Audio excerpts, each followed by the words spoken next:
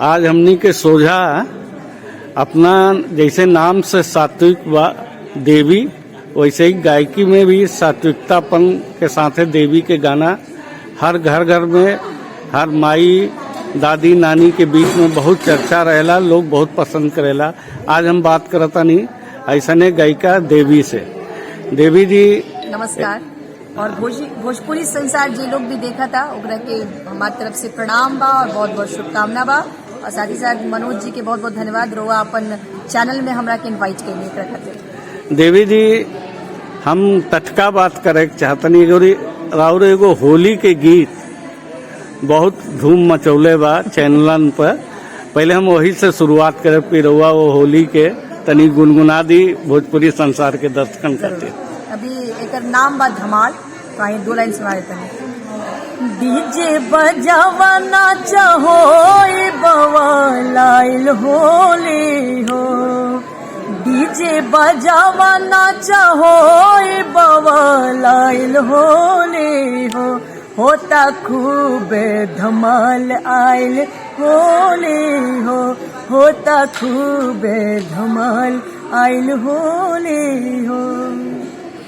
देवी जी आजकल हुआ जैसे गाना सात्विक गावी ने तो देवनगरी में रहा तनी, आजकल हुआ हरिद्वार और ऋषिकेश के पावन तट पर ज्यादा समय निवास करेनी।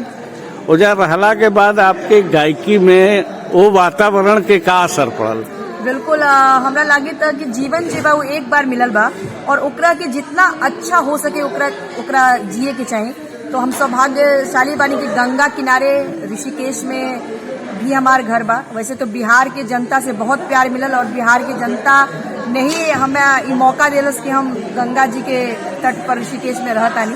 तो बहुत बहुत धन्यवाद पूरा पब्लिक के। और बस ये हमरा रियलाइज भइल कि लाइफ में शांति और क्वालिटी लाइफ बहुत जरूरी बा। ऐसे हम इसने एगो आश्रम के मतलब निर्माण करे वाली जेकर नाम बा देवी म्यूजिक आश्रम, जहाँ पे पूरा वर्ल्ड से लोग आवेला, गाना सिखावे के वहाँ पे व्यवस्था बा, लोग संगीत सीखेला, एक साथ संगीत करेला, एक अच्छा वातावरण, खाना पीना साथ होला, माने एक प्रेम पूर्ण वातावरण की व्यवस्था मतलब हम इसमें कैले बानी।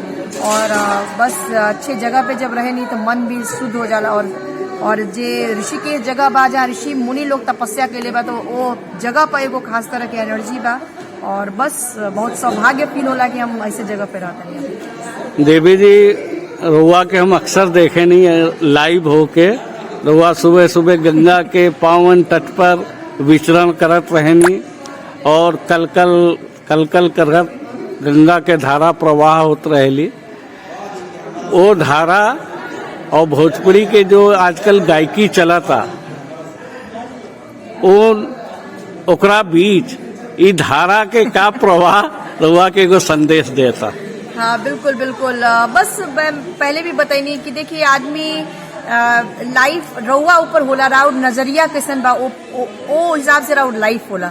तो हमरा लागेला कि हमरा नजर में एक जैसे रउआ बताइनी कि सात्विक लाइफ जे बा वो हम जिया तनी, हम पूरा शाकाहारी बानी, कोई नॉनवेज ना खावेनी।